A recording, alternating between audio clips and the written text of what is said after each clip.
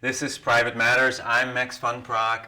We talk about thriving in intimacy, and today's topic is connection. And I'm talking to a woman who embodies very, very deep wisdom. This is Anna Marti. Anna, welcome. Welcome on the show. I'm happy to be here, Max. Thanks for inviting me. Yes, I love your wisdom and your sensitivity, and I felt that the first time we talked on the phone. Oh, thanks. Yeah, a lot of depth and sensitivity and intuition, and you're an intimacy coach, and you are on a lifelong path that involves sexuality. Would you speak a little bit about your? It's one of the aspects of what I do. Actually, I've been interested in sex and relationships from a really young age. Actually, kind of my door in. I was raised by really old European parents. They were quite old when they had me, and in their wildest nightmares. What is old? Oh, they were in their 40s. They were in their 40s. They were in their 40s, and I have a brother who's 18 years older. So. They actually were still, consciously living in Germany, but they never thought that they'd have to tell their daughter about sex because she'd find out when she got married, right? But it happened to be the United States, and it happened to be the 60s, and consequently I got pregnant when I was 16 years old and did not really have a clue. It didn't have information, and they had the foresight to find an illegal abortion, which is not an easy thing to do and can be very traumatic, but for me it was an initiation. And I had a very compassionate African-American doctor, and it was one of those moments where the veil parts, from a child thinking that your parents know everything and can tell you about everything. Were your parents supportive?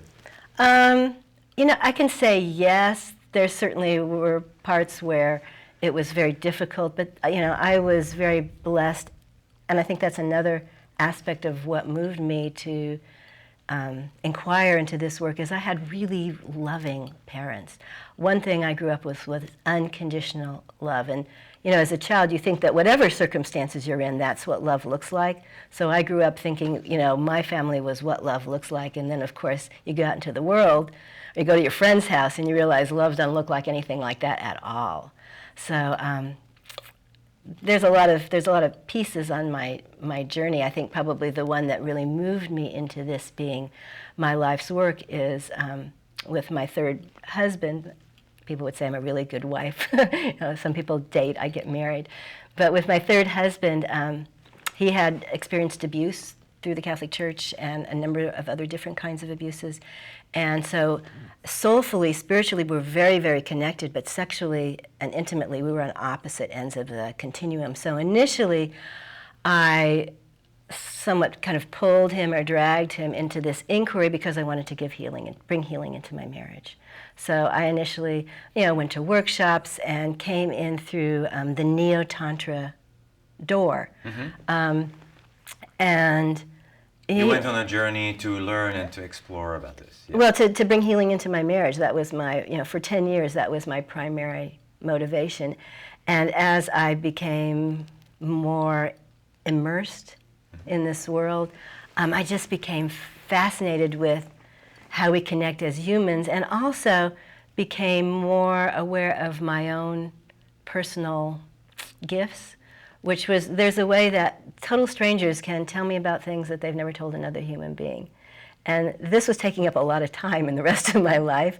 And given my inquiry into relationships and sex, I wanted to educate myself, immerse myself in it more, and it just naturally emerged as kind of my work life, because I don't see much of a difference between my life is my work is my life. Sure. Or practice. Sure, that's living your purpose. Yeah, yeah. being really That was a long aligned. answer, wasn't it? That's a long answer, yes. I'll do that. And so how has sex played a part in your work? How has sex played a part in my work? Well, initially, in the Neo-Tantra world, if you look up Tantra on the internet, basically what you'll find is a lot about sex. You'll find it gets confused with people that are involved in polyamory, multiple relationships. There's lots of workshops that you can go to that there's a lot of sex there, and that was the part that was challenging in my marriage, the way to connect intimately, physically. As far as my work, I met some women early on that were doing hands-on erotic work, and there was a part of me that thought, whoa, I can do that. And so that was an initial door in, and did that. I also did workshops. I wasn't what you'd call a conventional sex worker, and that's a pretty broad term. And actually people that say they do tantric intimate work really separate themselves from seeing themselves as prostitutes or sex workers. It's a continuum of intimacy and also of intention. There are prostitutes and sex workers that are deeply spiritual human beings that create an incredible amount of connection and comfort and relaxation in their clients. I think on that continuum, that's what we were all trying to do, with more or less levels of consciousness. To connect. To connect, yeah. And more than anything, I think there is that initial connection, which is to connect with the self. Yeah. If I don't have a connection with myself, I've got nothing to bring. That's right, yeah. Yeah. And your work has grown from, you've gone through different levels, and now you work with couples and individuals. I work with individuals, like couples. I don't do workshops anymore. I used to do workshops, and in the Neo-Tantra world, there's lots of workshops and also a lot of online courses now. But certainly in a workshop, and I have a background as a teacher, I've taught lots of things, I could create this really warm, fuzzy, feel-good experience in a workshop setting. Sure. A real sense of connection, a real sense of intimacy. But if you've been to any workshops, and if you live in California, I assume that you have, Mm-hmm. there's a sense that, you might connect with someone. It might be someone that's somewhat disenfranchised in the world. In the workshop, you feel very, very connected with them, but you're not going to go out and have coffee with them afterwards.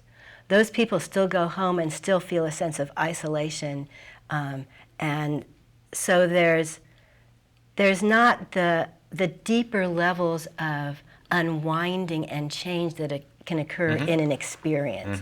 So I became disillusioned with creating that kind of experience and more interested in supporting people in ongoing change. Cultivating the resources, the internal and external resources they need to have the kind of connection with themselves and other people that we long for. And what are some of the secrets you've told me one the other day that I remembered already many times. You said you have to accept people. Respect is not, okay, this is interesting because this is from my teacher, and I'm very grateful. I've been a student, and if you've been a teacher for a long time, to really be a student, which is a certain level of surrender, is a really big deal. And of course she would probably say, and she has said, I do it less than many of her other students, so I'm not good at surrender. But I remember when she said, the way to have successful relationship, any relationship, is to respect how someone else is showing up, including their compulsions. Now, when I first heard that, I couldn't even get the word respect for like several weeks. I kept hearing the word accept. It's like, oh yeah, I can accept how you're showing up, but respect has a very different taste. It has a very different flavor, orientation. To respect someone the way they show up. Yeah, including the things including their flaws and their compulsions. And the things that you have judgments about. Because we tend to be very self-righteous around, certain people's behavior, and it could be very destructive behavior. Someone's an alcoholic or someone's, abusive, and that doesn't mean you stay with that person, but to find a position of like, you should be different because I want you to be different and what you're doing is wrong. doesn't create the spaciousness that allows for that unwinding, that spaciousness to occur. It's a very tricky thing because what you say is true, and what's also true is that if we were completely passive, people would disrespect us or disrespect our boundaries or would maybe treat us very poorly. And so we do also have some influence in how we're being treated. Absolutely. And that, you know, we're talking around different levels of consciousness, around, you know, what we choose, what we value when we're in a relationship. And of course, again, there's, you know, there's intimate relationship, intimate sexual relationship, but there's intimate relationships we have with our friends and the people that we work with, different levels of connection. And, you know, if someone is, you know, we talk about the codependent model. You know, if someone's, you know, if I'm with you and I'm happy, you know, making all your meals and doing all your laundry, and you're happy watching television and it's working. I mean, there's nothing, you know. We have a very would be great. Yeah, and we have a very cultural, time-specific paradigm, particularly now with psychotherapy, about what we think is correct relationship, and we have to remember that it is very cultural. You know, in most of the world, people are not together because they're in love.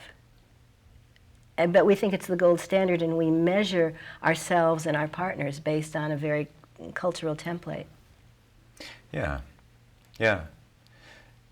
So how does this relate to sex, accepting or respecting somebody for how they show up? Well, I think of one couple that came to me, and actually many couples have this. Oftentimes there's one partner that has a laundry list of things they'd like to do, you know, and it can be from, you know, really kind of, you know, more fetish kinds of things to, you know, whatever the other partner thinks is just like, whoa, that's too much. I mean, for some people, you know, just, like going out to dinner and a woman not wearing underwear, you know. You might think on the realm of things to do, that's a pretty banal thing. Maybe not a very difficult thing to ask of someone, but for another person it's like, whoa, that is just so over the top. There's a tendency to go into judgment about whether other people like, what other people want. And if you can begin to unwind that, first of all, there's nothing wrong with you wanting those things. There's nothing wrong with me not wanting to do them. Yes. But if I can respect that you want them, we begin to have a sense of connection. Yes. I may not want to do them, but as long as I keep myself in a moralistic position, often from fear or judgment or a kind of religious or cultural imprint, sometimes abuse in the past, there are so many ways that we bind ourselves. So obviously we're talking about a couple of people that are interested in some level of self-inquiry, and that's generally the kinds of people I get to work with in my practice that have some level of self-inquiry. So we're talking about connection, Anna, and you say you're on good terms with all your exes, and that in this culture, thriving in intimacy relates mostly to the present partner, and many people wouldn't care about their exes, or they would hate them, or have disrupted difficult relationships, or totally cancel them out. And you're proud that you're on good terms with your exes. Yeah, I don't know if I'm proud. It's really comforting. I've always felt like if you really love someone, and that invites the inquiry about, okay, what is love? What do you think love is? If you love with someone, love doesn't change. The context of the relationship might change, but why should love go away? Particularly when there's children involved, or property or family, things that you've shared with another person. I think so often what happens is we become angry at ourselves and project it on the other that you didn't meet my expectations of who I wanted you to be. And so either that means I made a bad choice and I don't want to do that to myself, so I'm going to blame it on you. And I just don't believe that's true, and it's not my experience that it's true. Right. Yeah. You know, my current partner that I've been with for 8 years, we actually travel And you said with who my is boyfriend. how many years younger than you? A lot. A lot younger. A lot younger than me. You didn't want to say it. He's actually, just to give you a clue, he's 3 years younger than my daughter in a year. He could be your son. Yes. Yes. Yes. But we don't have that kind of relationship. Right. Right. Yeah. Yeah. So we travel. We've traveled together 7 weeks. My partner and my former husband. Sometimes I think they have a better time together than we do, just because they can. I remember sitting in a coffee shop in India, and they're watching soccer on television, and I'm thinking, is this what the next 7 weeks is going to look like? But we have a good time together. We have a shared sense of family, and some of that is also to the credit of my partner, that has a strong commitment to family and whatever that shows up as. So you grew up in Europe, and how old were you when you... No, I grew up here. My parents... Oh, your parents were from My Europe. parents from Europe, but actually if you went to my house, you would think that it was in Europe, because they really held that orientation.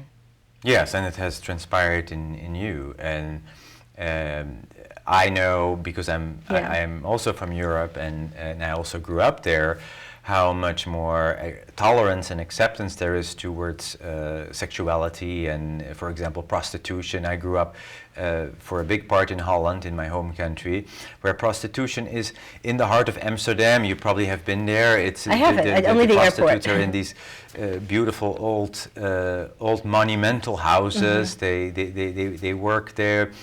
It's not considered so much a taboo as it is here. Yeah. It has been legal mostly, and maybe this is a little on the edge. My mother actually took me to the prostitutes when I was 15. I mean, beautiful. not inside, but she showed me. Yeah. She showed me this is where the red light district is, and not everybody would agree that that's beautiful. Some people. I was 15 at the time. Oh, in this country, they'd probably have her arrested. Right. They would have her mother arrested. arrested. But she just showed me this is out there, and later on when I was a student in university, I would drive home on my bike through the red light district, and there wasn't anything weird or taboo about it. I actually once saw the secretary who worked at the faculty. She after hours she was behind the window, and she looked a lot happier than when she was in the office. Women need various income streams, that's for sure. But I think for me, again, because my parents were from such another generation, I don't know, certainly prostitution was not something, but I grew up in more of a sex positive, or body positive environment. And I grew up in the Jewish tradition, and in the Jewish tradition, obviously there's sects that don't feel that way, but generally there is a sex positive orientation, and there's Talmudic texts that say you will have to answer to God to all the things that came before you that you did not take pleasure in. That's very different than a Christian template. And there is also Talmudic requirements that it's your responsibility to have pleasure, to have sex, and to have sex with your wife. Yeah. So I remember my mother, probably in her 70s. That must have been, I was in my 30s then. I remember her coming to visit, and she'd come in because she wanted to share with me that she was still having sex. And she said, well, I can't remember what she said, but your father and I, we got together. She said it takes a little longer than it used to, but she wanted to share that with me. So sweet. Sorry, what was it exactly that she wanted to share? That they had sex. Yeah. But in not just with your wife. I mean, people do go to prostitutes in every culture. There's a reason why it's called the oldest profession. Absolutely, and it should be accepted. I mean, I wouldn't recommend people to go to prostitutes, but it would make a huge difference if it was legal, because it's absolutely consensual. Yes. I have a friend. He was a yoga teacher, a colleague of mine. He said, when it comes down to it, all men pay for sex. One way or the other. That's right. Whether you've got to, make a house payment, buy a diamond ring, get a coat, pay the credit card bills, or go to see an erotic professional. What was it? Charlie Sheen said, you don't pay for sex, you pay to leave. So there's that, Right. Yeah. Right. No, I do think in America that people would be much better off if it was legal, if this wasn't such a difficult. Things are getting worse. They really are getting worse, particularly with the current kind of political climate.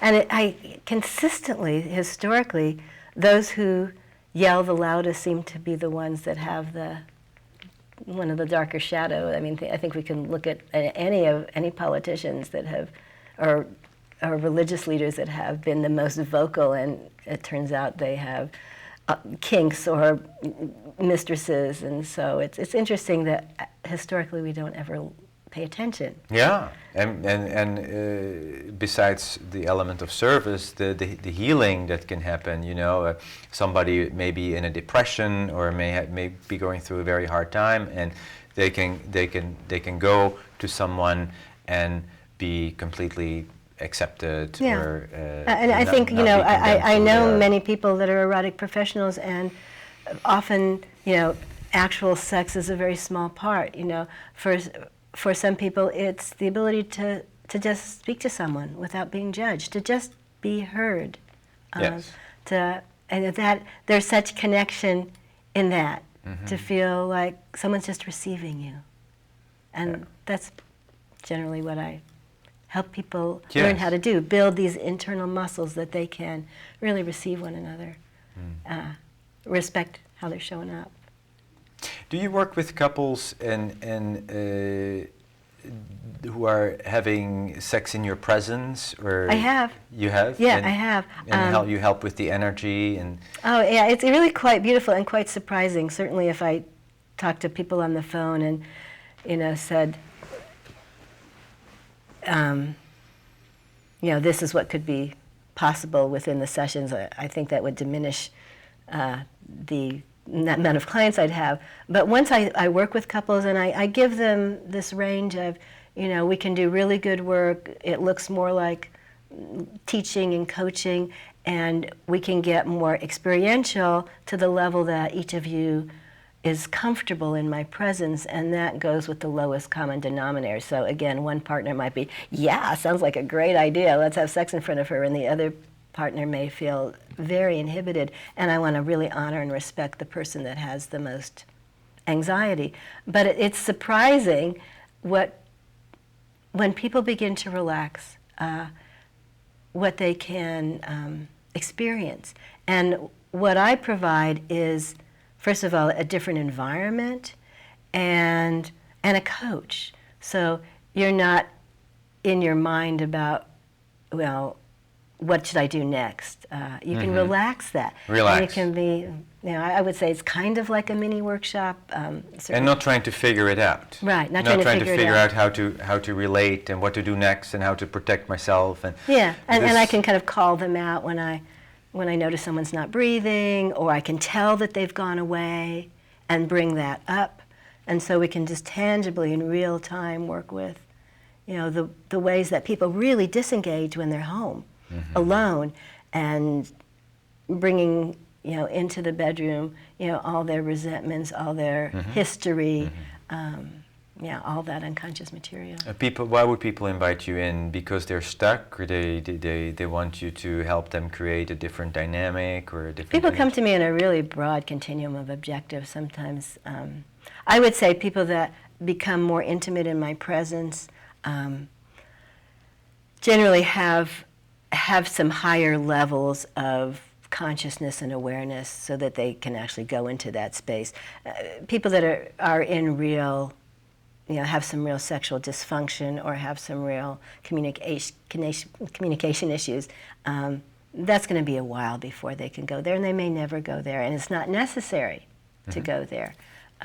But again, we can talk about something till, you know, the cows come home. But having an embodied experience gives you a taste of something to come home to remember. The body remembers. So this is one of the currents of wisdom, is to relax. Yeah. One of the things you teach is to relax in the moment with another person, allow an experience to happen.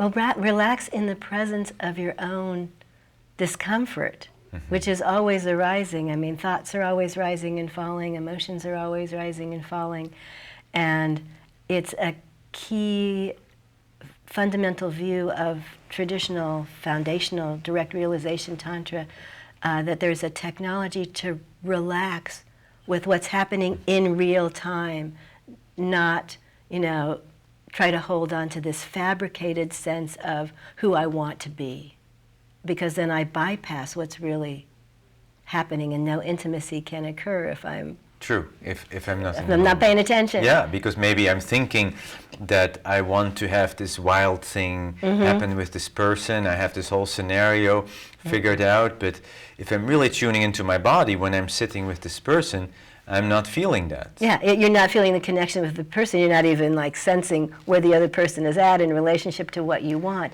And what you want may just be a mental concept that has to do with your own self-image and nothing to do with connection. If I do this, that means I'm, desirable. That means, you'll think I'm hot. True. Wow, how can people find you? I live in Portland, Oregon. I actually work with people all over the world. I do Skype sessions. Yes. I have a website that's my name, annamarti.com. And you do Skype sessions and in-person sessions. Yeah. But they have to fly to Portland, which people do sometimes, but more often Skype. Anything else you want people to know about you or this topic before we close? I just like to speak to people's deepest longing. And our deepest longing is we do want to connect. And I encourage people to continue to follow that longing. My teacher would say that. If you have a taste of that longing, follow that. It may show up in a lot of different ways, but if you follow that longing to connect, it will lead you back to yourself. Beautiful. Beautiful. It's been wonderful. Oh, it's really been wonderful to have you here. Thanks. All the best to you. Thank you. And all the best to my viewers. This was Private Matters. I'm Max van Praag. We were speaking about connection with Anna Marti.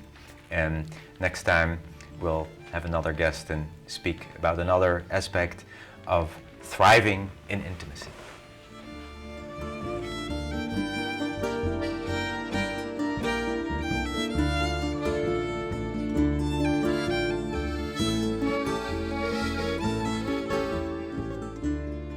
Si vos escrevem, não está a escrever. Se vos esquecer, não está a esquecer. Até o dia que vou voltar. Se vos escrever, não está a escrever. Se vos esquecer, não está a esquecer. Até o dia que vou voltar.